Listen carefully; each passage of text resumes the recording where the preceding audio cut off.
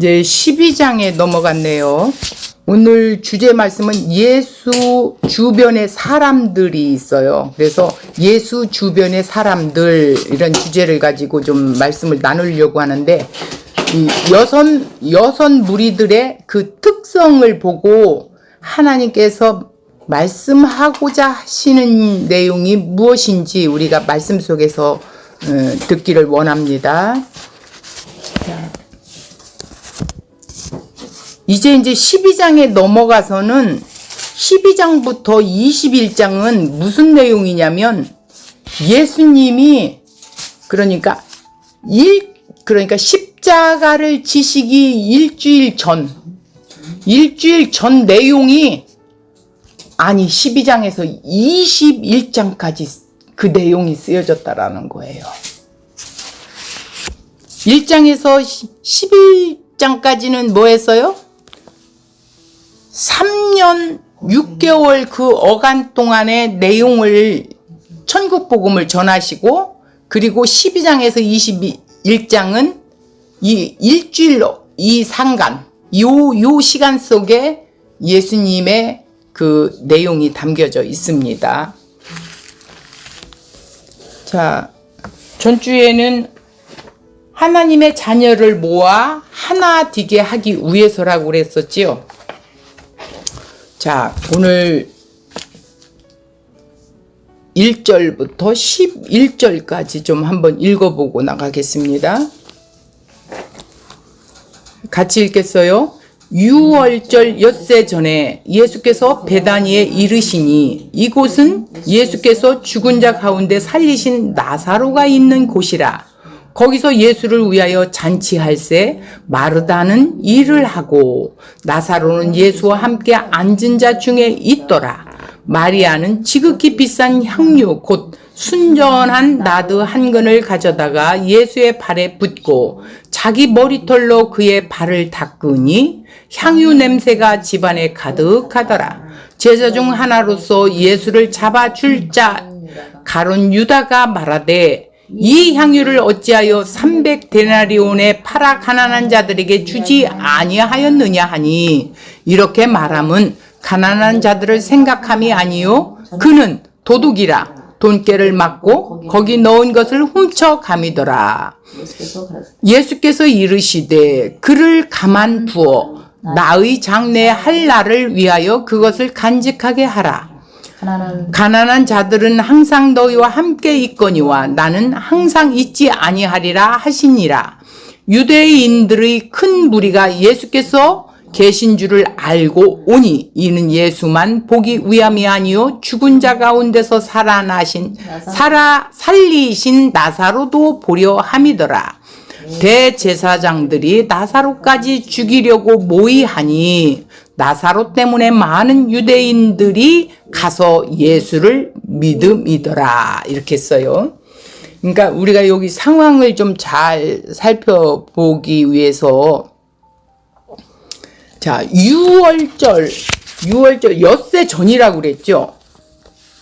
엿새 전. 그러니까 절기, 이제 유월절을 예수님이 공생애 동안에 지금 3번 치르셨어요. 그죠?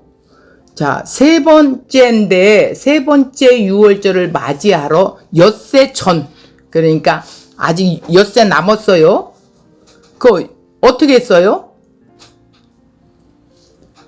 예수께서 베다니에 이르시니, 그래서 베다니에 이르다. 54절 좀 한번 볼까요? 그 위에. 그러므로 예수께서 다시 유대인 가운데 드러나게 다니지 아니하시고 거기를 떠나 빈들 가까운 곳인 에브라임이라는 동네에 가서 제자들과 함께 거기 머무르시니라 이랬어요. 자, 그리고 55절 봐봐요. 유대인의 유월절이 가까움에 많은 사람이 자기를 성결하게 하기 위하여 유월절 전에 시골에서 예루살렘으로 올라가더니, 자, 그들이 우리 7절까지 57절까지 읽어볼게요. 그들이 예수를 찾으며 성전에 서서 서로 말하되, 너의 생각에는 어떠하냐? 그가 명절에 오지 아니하겠느냐 하니 이는 대제사장들과 바리새인들이 누구든지 예수 있는 곳을 알거든 신고하여 잡게 하라 이렇게 명령을 했어요. 자, 그래서 그런데도 불구하고 지금 어떻게 했어요? 엿새 전에 어디 있다가 어디로 왔어요? 에브라임이라는 동네에서 다시 예루살렘에 가까운 베다니 나사로의 집까지 이제 오셨어요. 그죠? 그러니까 이 성전에서 예루살렘 성전에서 베다니까지는 한 2km 정도밖에 안 돼요. 가까운 곳에 있다라는 거예요. 자, 그런데 2절에 보니까 거기서 예수를 위하여 잔치하게 돼 있죠. 잔치를 하는 거예요. 왜? 나사로를 살렸으니 예수님이 오신다니까 잔치를 해야지요. 자, 잔치를 하고 있어요. 예수를 어떻게 모시고 이제 같이 앉아 있어요. 근데 나사로와 예수와 함께 지금 앉아 있어요.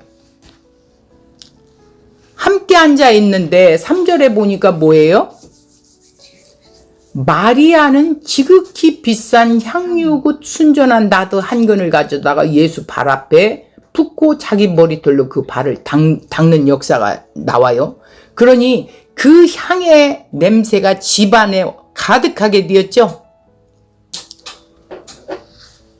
자, 이렇게 이 나드라는 것은 한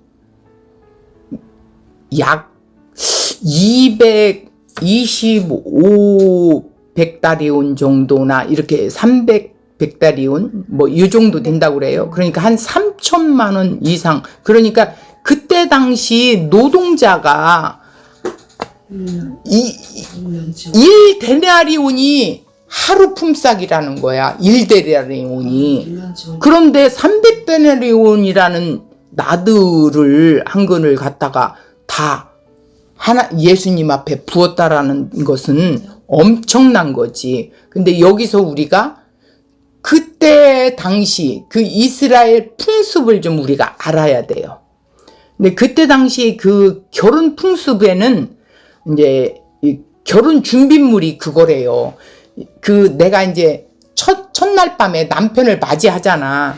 그러니까 이 남편이 나의 이제 영원한 나의 남편이다라는 저기로 자기가 준비했던 그 향을 그 남편에게 이렇게 붓는 그런 의식이 있는가 봐요. 그런 형식적인 의미를 담고 있다라는 거예요. 그러니 얼마나 소중한 거예요. 그러니까 영적으로 말하면 이 마리아는 예수님의 발치 앞에서 말씀을 듣다가 지금 예수님 무슨 말씀을 하시겠어요? 내가 이제 조금 있으면 십자가에서 죽을 거야.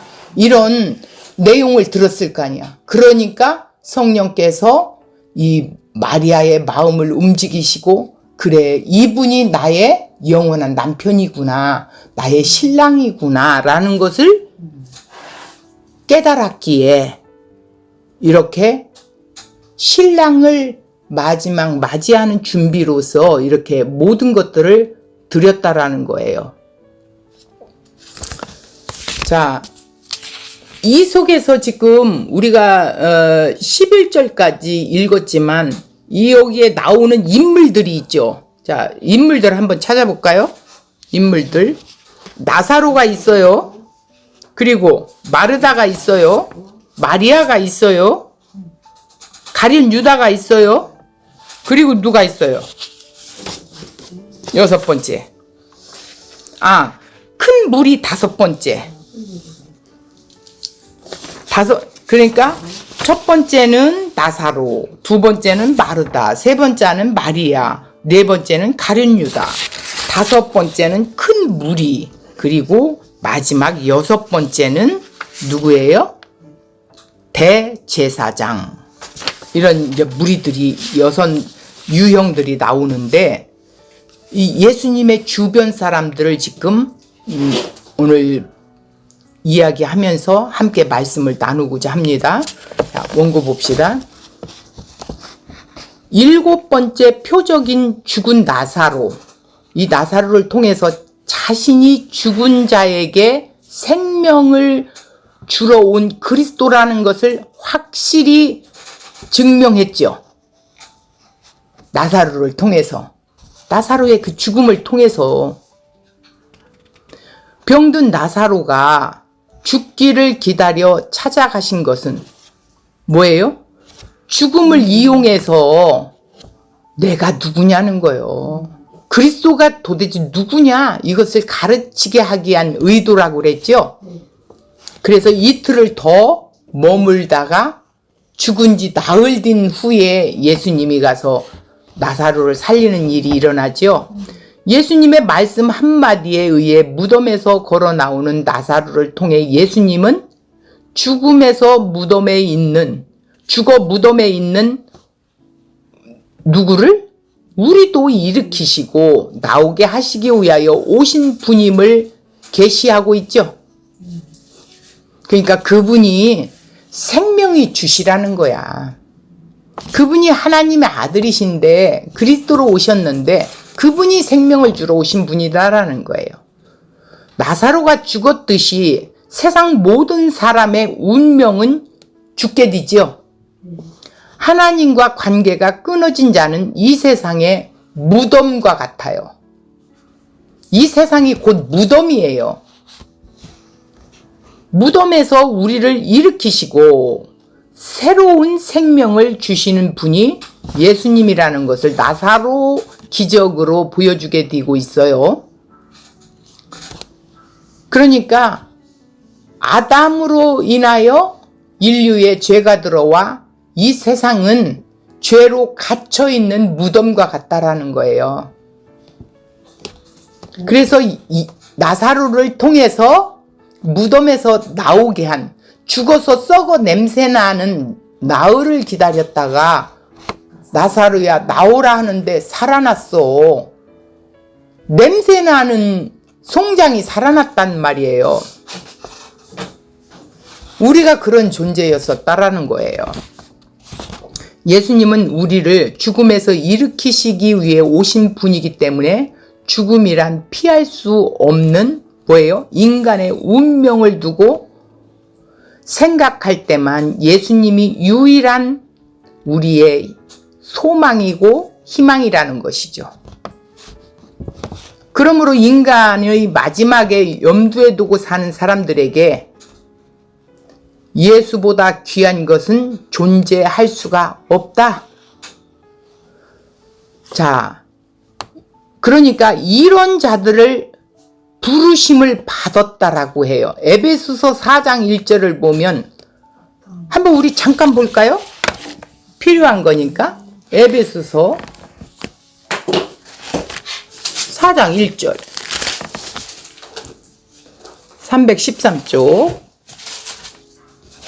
그러므로 주 안에서 갇힌 내가 너희를 권하노니 너희가 부르심을 받은 일에 합당하게 행하여, 이렇게 했죠. 자, 그러니까 부르심을 받았다라는 건 뭐예요? 나사로야 나오라 하고 부르셨죠. 그런 것처럼 우리에게 희수가 나와라, 이렇게 해서 예수님의 그 생명을 우리에게 부어주는 동시 어떻게 해요? 죄의 사망에서 건져냈죠. 그러니까 무덤에서 나온 것이죠.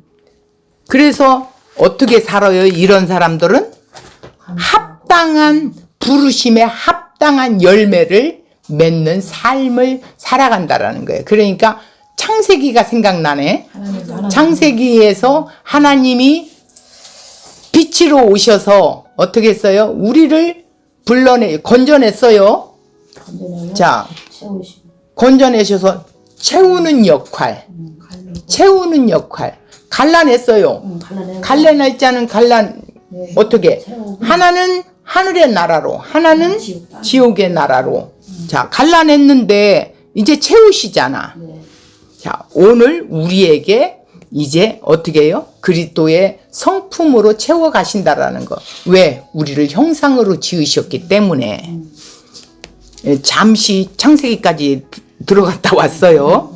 예수님을 위해서는 그 무엇도 아까울 것이 없을 것입니다. 이런 사람들은. 자, 1, 2, 3절을 함께 읽겠습니다. 6월절 엿새 전에 예수께서 베다니에 이르시니 이는 예수께서 죽은 자 가운데 살리신 나사로가 있는 곳이었어요. 거기서 예수를 위하여 잔치할새 마르다는 일을 하고 나사로는 예수와 함께 앉은 자 중에 있더라. 마리아는 지극히 비싼 향유 곧 순전한 나드 한 근을 가져다가 예수의 발에 붓고 자기 머리털로 그의 발을 닦으니 향유 냄새가 집에 가득하더라. 예수님께서 예루살렘을 방문하기 전 베다니에 들려 나사로 집을 방문했지요. 자, 그런데 찾아온 예수님을 위해 나사로가 자기 집에서 잔치를 이렇게 배설을 했어요. 그 잔치를 위해 일하는 마르다가 등장을 하지요. 나사로는 마르다가 음식을 준비하는 동안에 제자들과 함께 예수님 말씀을 듣고 있었어요. 이때 갑자기 마리아가 함께 있다가 향유를 들고 나타나서 예수의 발에 향유를 붓지요. 그리고 자기 머리털로 발을 닦아하는 그 일을 해요. 예수의 발에 부어진 향유로 인해 온 집이 향유 냄새가 가득해졌어요. 그러면 여기서 예수님 주변 사람들이라는 주제를 갖고 나오기 때문에 첫 번째 그 주변 사람의 유형인 누구냐? 나사로를 지금 말해요. 나사로는 말씀을 듣는 자예요. 왜? 그의 자, 육신도 살아났고 그에게 영도 살아났기에 말씀을 듣는 자예요. 11장의 사건 이전에 나사로는 예수님 함께 앉은 자 중에 있지 않았었어요. 자, 그는 자신의 여동생인 마르다와 마리아가 예수에게 빠져있는 것을 그냥 지켜만 보고 있었던 자였었어요. 지금은 예수와 함께 앉은 자 중에 한 사람으로 예수님의 말씀을 듣는 자로 서게 되었지요. 생명을 얻게 된 나사로는 예수를 구경하는 자가 아닌 예수의 말씀을 적극적으로 듣는 사람으로 변화되었다라는 거예요. 그러니까 즉 나사로와 예수님의 관계가 양과 목자의 관계로 바꿔진 거죠. 그래서 요한복음 10장 27절을 내 양은 내 음성을 들으며 나는 그들을 알며 그들은 나를 따르니라 이렇게 했어. 그러니까 예수님의 양은 예수님의 음성을 듣는 자들이에요. 듣는 귀가 열려져 있는 자들. 그러니까 복음을 아는 자들. 복음을 믿는 자들이죠.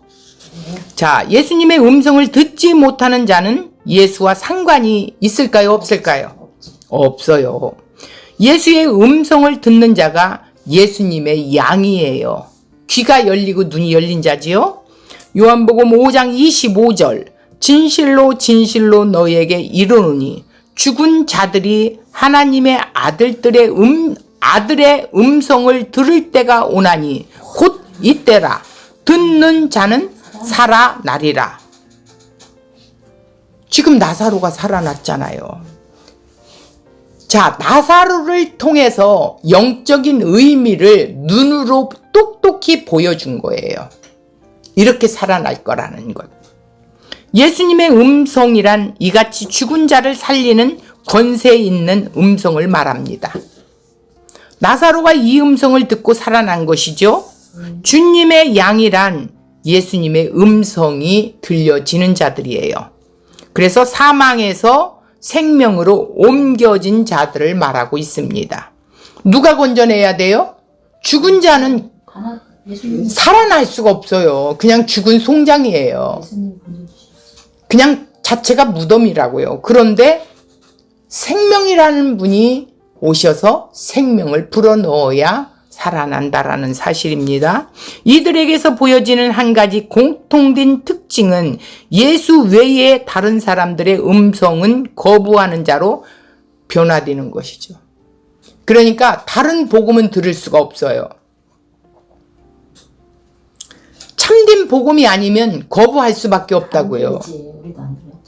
근데 예수를 정말 믿고 예수님의 양이라면 복음이 아닌 다른 것은 들려지지가 않아요. 나사로는 생명을 얻은 후에 예수님 발치에 앉아 그의 음성을 듣는 자로 변화가 되었어요. 이렇게 주의 음성에 귀가 열린 자가 주의 인도를 받을 수 있다라는 것입니다. 이러한 변화가 없다면 주님의 양이 아닙니다. 자, 두 번째 유형을 보겠어요. 두 번째 유형은 마르다예요. 마르다는 늘 일로 분주한 자로 등장이 되죠. 누가복음 10장 40절, 마르다는 준비하는 일이 많아 마음이 분주했다, 이렇게 돼 있어요. 2절에서도 마르다는 여전히 일을 하고 있었습니다. 그때나 지금이나 마르다는 일하고 있을 뿐입니다. 죽은 오빠가 생명을 얻고 무덤에서 나오는 것을 보았으면서도 마르다는 여전히 옛사람에 머물러 있는 것이었어요.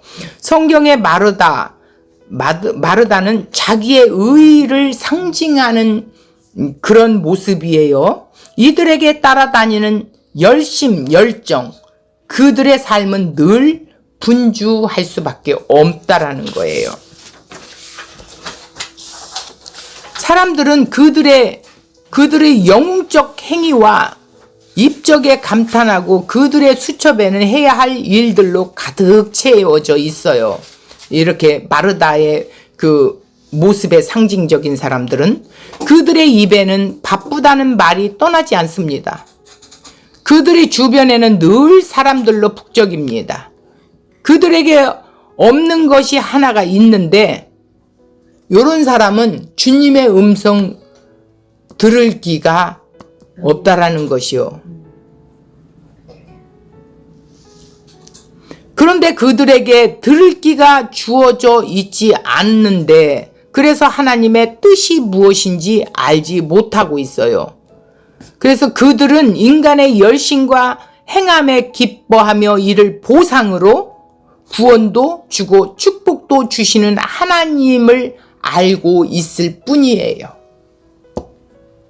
그러니까 한평생 주를 위해 열심히 일한다면서 하나님을 대적하는 자가 되는 거라는 것은 뭐예요? 나의 행위로 구원을 받고자 하기 때문에 하나님과 대적하는 자가 되는 거예요.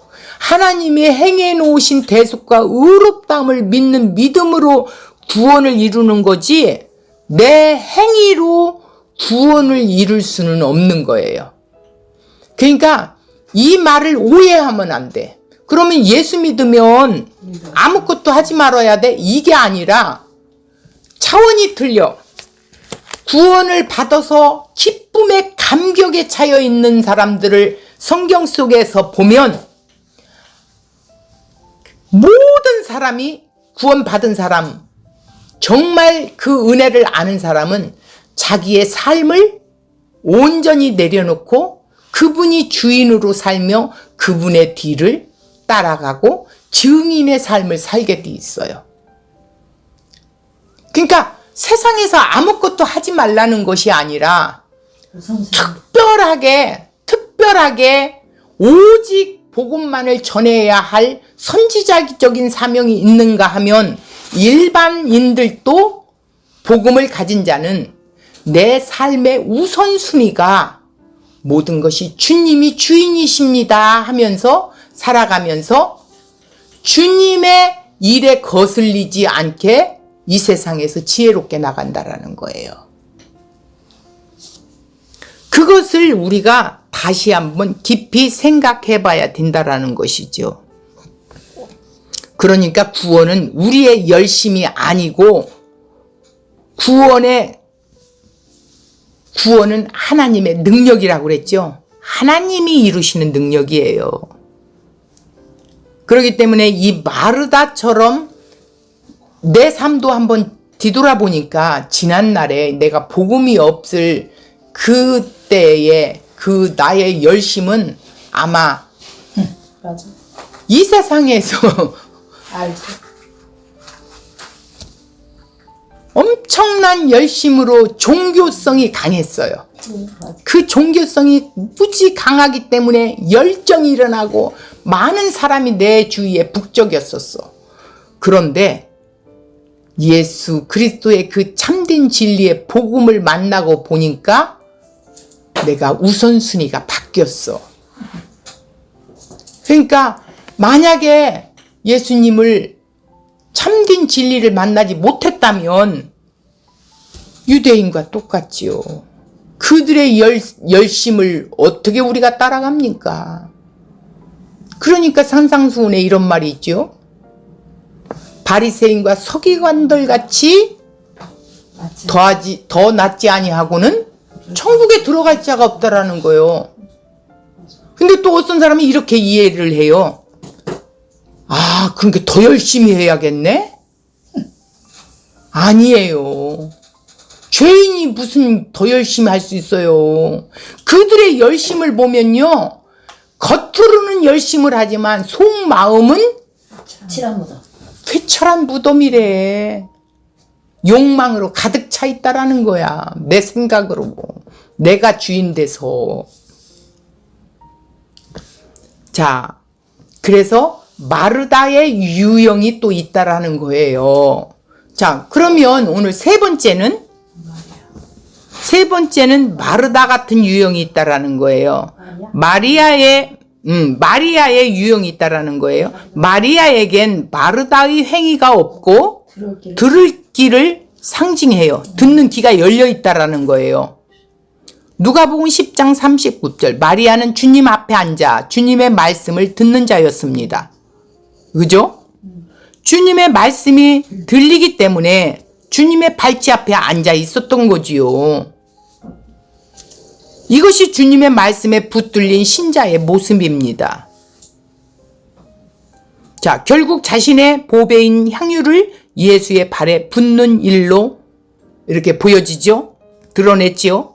유대 처녀들에게 가장 중요한 일 중에 하나는 향유를 준비하는 일이었어요. 왜? 결혼 첫날 밤에 신랑에게 향유를 부으며 이제 당신이 나의 신랑입니다라고 고백을 하기 위해서 향유를 준비한다라는 거예요. 이게 전례라는 거예요. 마리아가 이 향유를 예수님에게 부었다라는 것은 뭐예요? 신랑으로 간주한다. 마리아가 예수님을 신랑으로 인정. 영적인 자신의 신랑으로 간주했다는 것을 의미하는 거죠. 마리아는 다름 아닌 바로 그리스도의 신부인 교회를 상징하는 거예요. 교회는 주님의 음성을 듣는 주님의 신부들이 모인 곳이 교회입니다. 죽은 나사로를 말씀으로 살려내는 순간 마리아는 예수가 하늘에서 내려온 생명의 떡이라는 사실을 확증했어요. 예수님이 죽은 자에게 생명을 주러 오신 분이라는 것을 확실히 보고 듣고 깨달았다라는 거예요. 그러니까 보고 듣는 귀와 눈을 열어준 거죠. 예수에게 생명을 얻을 수 있는 자는 죽은 자만이 나는 죽은 자입니다라고 하는 자. 즉 마리아가 향유를 예수의 발에 붓고 자기 머리카락으로 어떻게 해서 그의 발을 닦을 때 마리아는 죽은 자의 신분으로 생명의 주 되신 예수에게 생명을 구한 행위였던 거예요. 이것이 양과 목자의 관계이고 예수님의 생명 안에 거하는 교회의 모습이라는 거예요. 예수님의 말씀을 통해 자신의 죽은 자라는 것에 눈이 열린 마리아에게 육신의 결혼은 더 이상 의미가 없습니다. 그래서 장차 자신의 남편 될 자에게 부으려고 준비했던 향유를 주님에게 아낌없이 쏟아 부은 것입니다. 마리아는 예수의 이름을 힘입어 생명을 얻은 자의 비유적인로 보시면 됩니다. 교회는 바로 이런 자들의 모임이지요. 예수에게서 생명을 얻는 자들로 향유를 예수의 발에 부으며 이제 저는 당신이 나의 남편입니다 라고 고백하는 자들이 교회라는 거예요. 나는 신부이고. 그러나 오늘날 교회가 마리아의 향기 대신 마르다의 향기로 가득 채서는 안 되겠지요? 근데 가득 찰 수가 있어요. 주를 향한 열정이란 이름을 내세우고 모두 믿음의 영웅들로 행세하고 있어요. 이래서는 안 된다라는 거죠. 그러나 주님은 이러한 마르다의 향유를 거부하고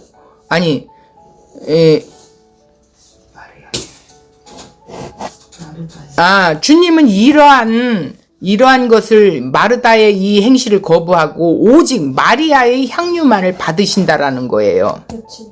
예. 그러니까 마르다의 향유는 뭐였어요? 일이었지요. 행위. 행위였지요.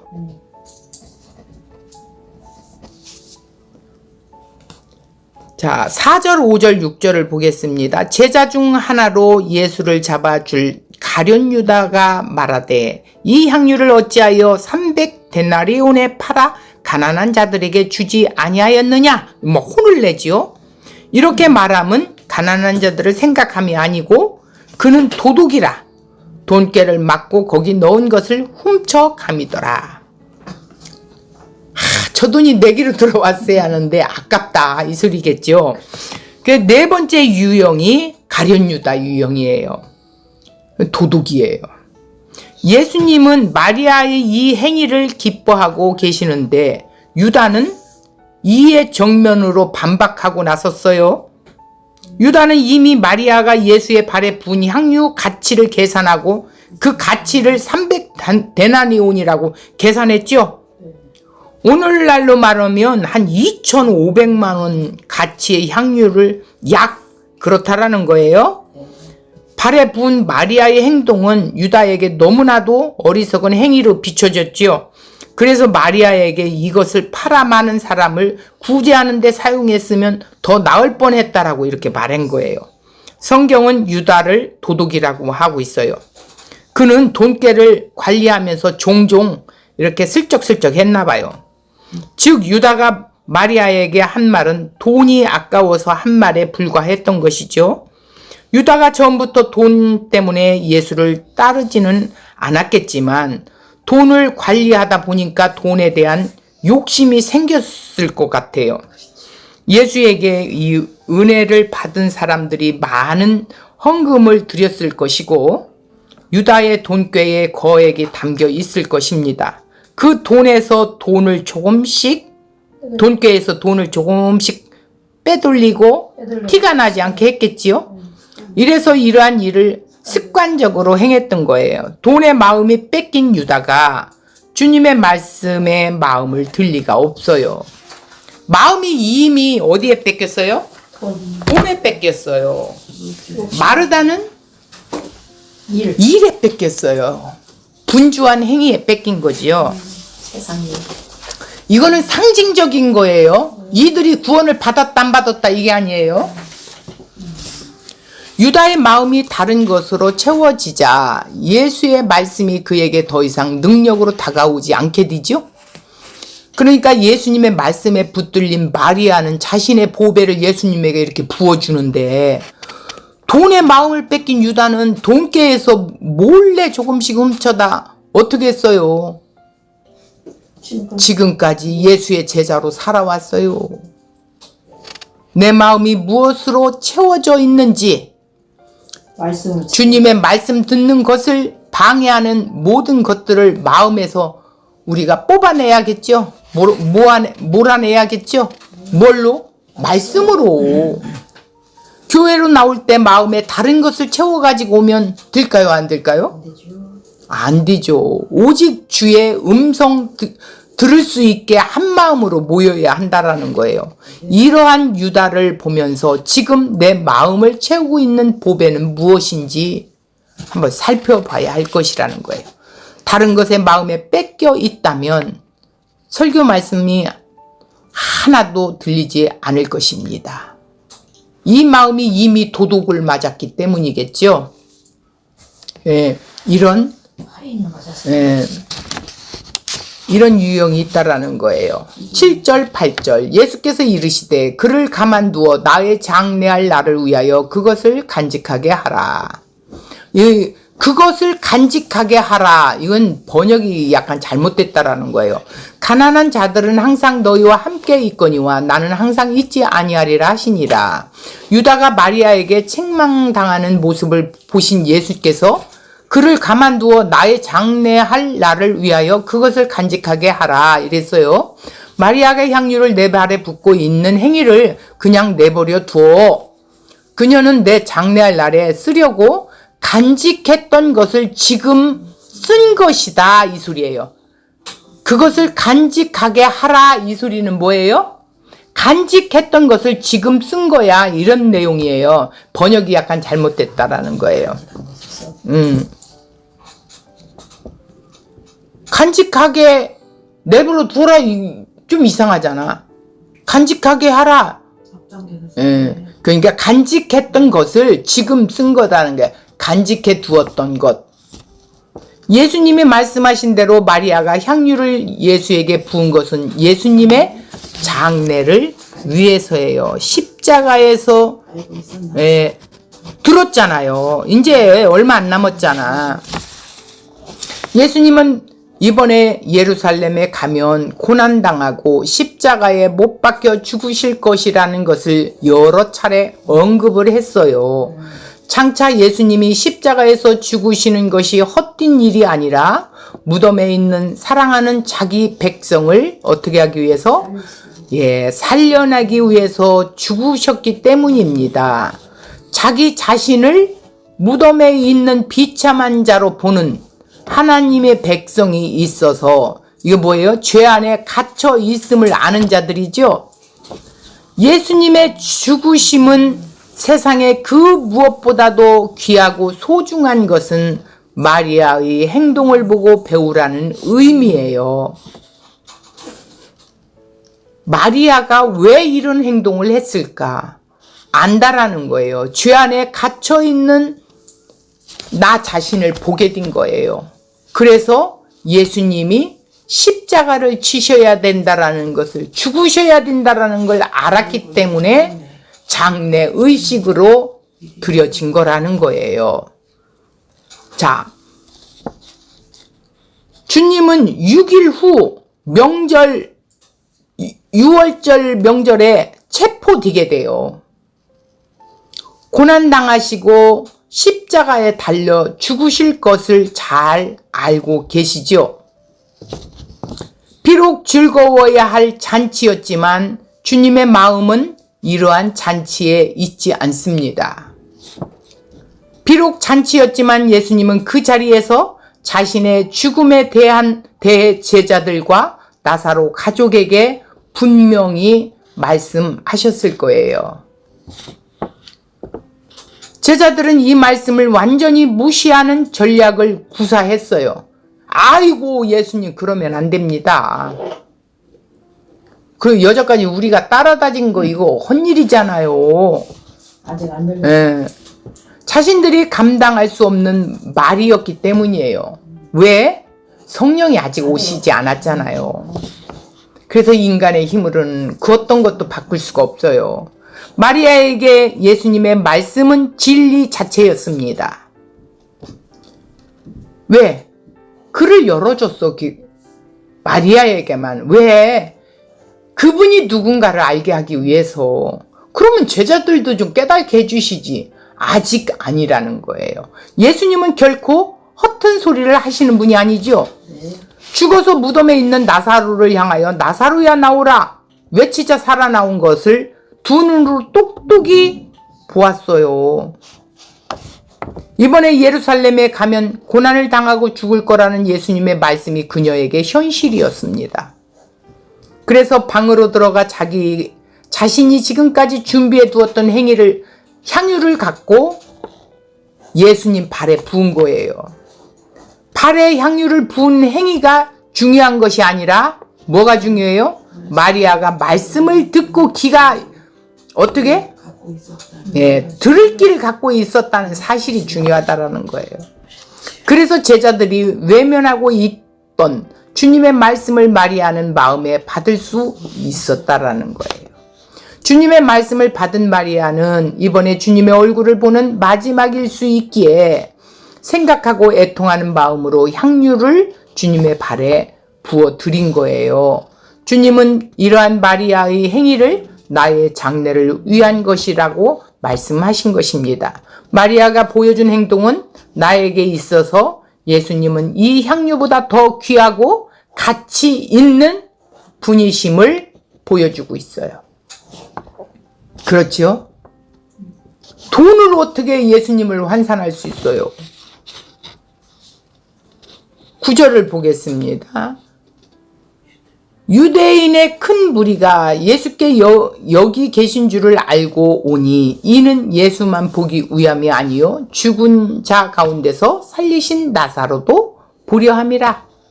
자, 구경꾼들 있죠? 큰 무리. 구경꾼들. 무리들이에요. 5번째 유형입니다. 사복음서의 기록을 보면 예수님 주변에 늘 무리들이 함께하는 모습을 볼 수 있어요. 그들이 예수를 따랐던 이유는 뭐예요? 예수님께서 행하시는 표적 때문이에요. 이적 때문이라고요. 예수님 말씀 때문이 아니라는 거예요. 이들은 병자들을 고치고 이적을 행하는 예수님을 보고자 예수님을 따르는 자들이었어요. 그 결과 예수님이 행하시는 일의 의미를 전혀 알지 못하는 채 그저 유익이 될까 예수를 따르기만 했던 거예요. 이것이 표적을 구하는 신앙의 헛됨이에요. 이게 무리신앙이에요. 이번에도 큰 무리가 예수를 찾아옵니다. 그들이 예수를 찾아온 이유는 죽었다 다시 살아난 나사로를 구경하기 위해서예요. 지금도 다양한 볼거리를 제공하지 않는 교회는 부흥되지 않아요. 사람들이 머릿속에 담겨있는 교회의 이미지가 뭐예요? 다양한 행사일 것입니다. 1년 내내 수많은 행사들을 가득하게 하죠. 예, 그렇기 때문에 20년, 30년 이렇게 믿는다고 교회 왔다 갔다 해도 복음 하나 입으로 증거하지 못하는 두려움을 갖고 있어요.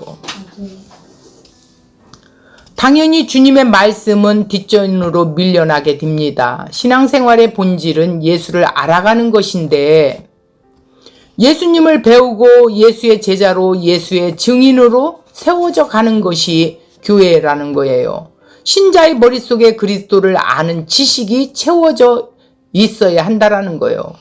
그러니까 예수 그리스도를 바로 알고 부르심에 합당한 열매를 맺어갈 수 있느냐는 거예요. 그게 신자라는 거예요. 10절, 11절 이제 마지막 유형이 나와요. 대제사장들이 나사로까지 죽이려고 모의하니 나사로 때문에 많은 유대인들이 가서 예수를 믿느니라 이렇게 했어요. 자, 6번째 유형 이 대제사장 기득권 빼앗길 것에 대한 두려움이 그들에게 있어요. 예수를 죽이고자 하는 이유가 왜? 기득권이 예수께로 다 뺏길까 봐. 나사로의 소문에 많은 유대인들이 몰려와 예수를 믿었다고 합니다. 이거는요 예수를 믿었다라는 것이 아니라 그러니까 표적을 보고 믿었다라는 거예요. 이를 본 대제사장들이 위협을 느끼고 예수뿐만이 아니라 나사로까지 죽이려고 해요. 예수님은 죽은 나사로를 살렸습니다. 대제사장들은 예수와 나사로를 어떻게 죽일 것인가 모의를 하게 되고 그들이 어떻게 예수님과 나사로를 죽이고자 하는 이유는 겉으로는 나라를 구한다라는 명분을 내세우겠지요. 요한복음 11장 48절에서 50절 봐봐요. 11장 48절에서 50절. 만일 그를 이대로 두면 모든 사람이 그를 믿을 것이요 그리고 로마인들이 와서 우리 땅과 민족을 빼앗아 가리라 하니 그 중에 한 사람, 그 해의 대제사장인 가야바가 그들에게 말하되 너희가 아무것도 알지 못하는도다. 이러면서 50절. 한 사람이 백성을 위하여 죽어서 온 민족이 망하지 않게 뒤는 것이 너희에게 유익한 줄을 생각하지 아니하는도다. 이렇게 말했죠. 자, 이들은 이렇게 나라를 생각하는 명분을 내세웠던 거예요. 그러나 실제로는 예수로 인해 자신들의 소유와 기득권을 빼앗길 것에 대한 두려움 때문이었어요. 대제사장들은 이 땅에서 많은 것을 소유하고 누리고 있었던 사람들이에요. 즉, 이 세상이 그들에게는 천국이에요. 이러한 사람들이 원하는 것이 현상을 유지하는 거지요. 변화되는 거 엄청 싫어합니다. 두려워합니다. 그런데 지금 예수로 인해 이 세상 질서가 뿌리째 흔들리고 있어요. 자신들의 소유와 기득권이 지키려면 예수를 제거할 수밖에 없다라는 거예요. 예수님은 천국을 실현하기 위해 오신 분이에요. 예수의 등장으로 하나님의 나라가 인간의 나라에 침공하는 거죠. 하나님 나라가. 그죠? 인간은 예수 앞에서 이 땅이든 하나님 나라든 인간은 선택을 해야 되는 이런 것이 있어요. 이 땅의 것을 너무 많이 갖고 있던 대제사장들이 하나님 나라를 선택할 리가 있어요? 없어요? 없어요. 하나님 나라를 선택한다는 것은 이 땅의 것을 모두 포기하는 것을 의미하기 때문이에요. 그래서 이 대제사장 같은 사람들이 교회 안에 많이 있어요. 그럼에도 하나님 나라를 선택하는 자들이 등장하고 있어요. 하나님 앞에서 자신의 영적 실상의 눈이 열린 자들이 있습니다. 하나님의 나라를 얻는 자들은 자신의 모든 것을 희생할 수 있어요. 예수님 부르심을 매일 천국과 이 땅을 선택하는 싸움으로 부르심이라는 것을 알게 되죠. 왜냐하면 육신을 입고 있기 때문에 내 안에 두 마음이 있다고 그랬죠. 성령이 주는 마음과 내 생각에 이 죄성의 본질이 있다라는 거예요. 그래서 늘 싸워요. 바울이 고백한 게 있잖아. 오라 나는 곤고한 자다. 이 사망에서 누가 나를 건져내랴. 성령이 아니고는 할 수 없다라는 거예요. 그러면서 그 뒤에 가면 내게 능력 주시는 자 안에서 나는 할 수 있다. 이게 뭐예요? 내 안에 성령님이 계시다. 이거예요. 이것은 단순히 교회를 다니는 일로 대체될 수 있는 일이 아닙니다. 예수를 믿는다는 말은 이 세상과 단절의 의미예요.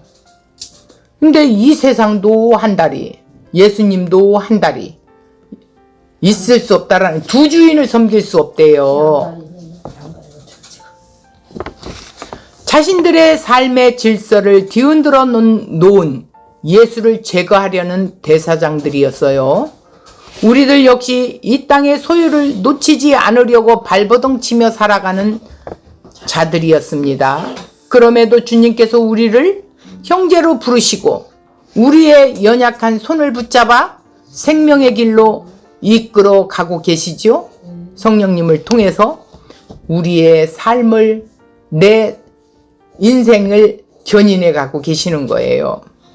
주님이 어떤 분인지, 그리고 주님께서 어떤 약속을 우리에게 해주셨는지를 알고 있기 때문에 주님의 인도하는 손에 내 삶을 맡겨드릴 수 있다라는 거예요.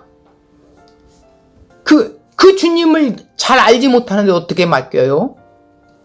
때로는 불안하기도 하고 두렵기도 합니다.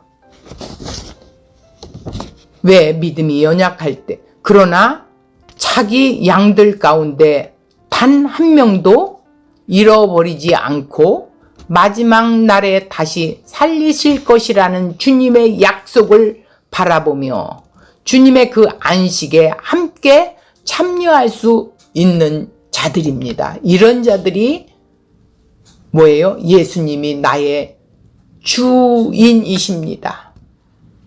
나의 그리스도이십니다. 당신은 하나님의 아들이십니다라고 고백할 수 있는 자들이라는 거예요. 그래서 반드시 성취하셨고 마지막 날의 최종적인 구원까지 7일이 안식이라고 그랬죠. 안식에 들어간다라는 거예요. 그래서 로마서 8장 29절을 말씀하시는데 이 로마서 8장 29절을 보면 하나님이 미리 아신 자들을 또한 부르시고, 미리 아신 자라는 게 뭐예요? 하나님이 창세전에 언약대로 택한 자들이 있어요. 그래서 하나님이 미리 아신 자들을 또한 부르시고 그 부르신 그들을 또한 의롭다 하시고 의롭다 부르신 그들을 또한 영화롭게 하신대. 그러니까 과거형으로 써있죠. 그러니까 이거는 완성됐다, 완료되었다. 그러나 오늘 우리가 육신을 입고 있는 이 땅에서 또 성령님이 우리를 향하여 구원을 이루어 가고 계신다. 이건 뭐예요? 하나님의 깨어진 성품을 채워가고 계신다라는 거예요. 그 예수님의 성품이라는 것은 즉 하나님이 우리를 지을 때 하나님의 형상으로 지었다고 그랬죠. 그래서 보시기에 심히 좋았대요. 대충 좋은 게 아니라 그건 뭐예요? 하나님과 인간과 소통이 된다라는 거예요. 형상으로 지었다라는 건 모형으로 지었다라는 게 아니라 마음의 생각과 이 모든 것을 지정의를 하나님하고 소통할 수 있는 영적 기능을 줬다라는 거예요. 그렇기 때문에 이 형상이 죄로 인해서 깨어져 버렸어. 파산돼 버렸단 말이야. 이것을 이 영혼의 생명을 불어넣게 하기 위해서 예수가 이 땅에 오신 거예요. 그래서 생명을 주러 오셨다라고 한 거예요. 내가 하늘에서 내려온 생명의 떡이라고 말하신 거예요. 오늘 이 6가지의 유형 속에 이 첫 번째 유형이 뭐였어요? 나사로잖아. 말씀을 듣는 자로 변화가 됐어요. 그런 자는 예수님의 말씀에 듣는 귀가 열려졌던 거예요. 그리고 두 번째는 마르다의 유형이 있다라는 거예요. 이런 자는 분주하다는 거예요. 옛적 내 모습과 같이 분주하고 열심히 있고 사람도 많이 몰리고 하는데 듣는 귀가 아직 열려지지가 않은 거야. 세 번째 마리아는 예수님 발치에 함께 있었어요. 제자들과. 그렇기 때문에 예수님이 십자가에 죽으실 것을 말씀하실 때 알아들은 거예요. 듣는 귀가 열려졌던 거예요. 그렇기 때문에 이 마리아를 통해서 교회의 모습을 드러내 보여주신 거죠. 이 마리아의 세 번째 유형, 네 번째는 다른 유다가는 뭐예요? 이렇게 예수님을 따라다니기는 하지만 마음이 뭐에 뺏겼어?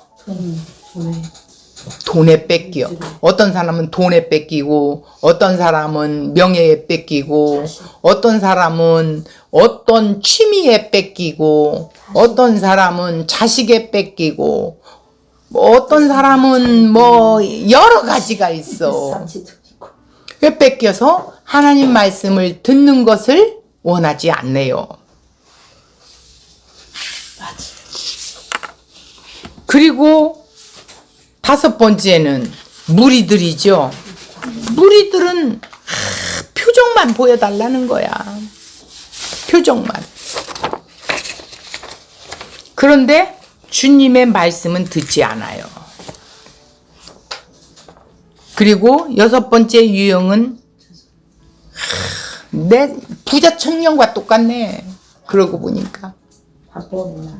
내가 이거 갖고 있는 것 때문에 이거 빼앗길까봐 역시. 예수님을 따라갈 수가 없어. 결국은 내 유익 때문에, 그죠? 이런 유형들이 있다라는 거예요. 예수님 주변에 있다라는 거예요. 결국은 교회는 뭐예요? 교회라는 것은 주님의 몸에 지체들이 하는 것이 교회인데 그 안에도 이런 유형들이 있다라는 거예요. 나는 어떤 유형에 속하냐는 거예요. 오늘 이 말씀 속에서 어떤 유형이 됐든 성령님이 나를 듣는 귀와 보는 눈을 열어주시고 성령이 나를 이끌어 가시면 주님의 말씀에 귀를 기울이는 자가 된다라는 것이죠. 오늘 말씀의 주제가 그거입니다. 예수 주변의 사람들.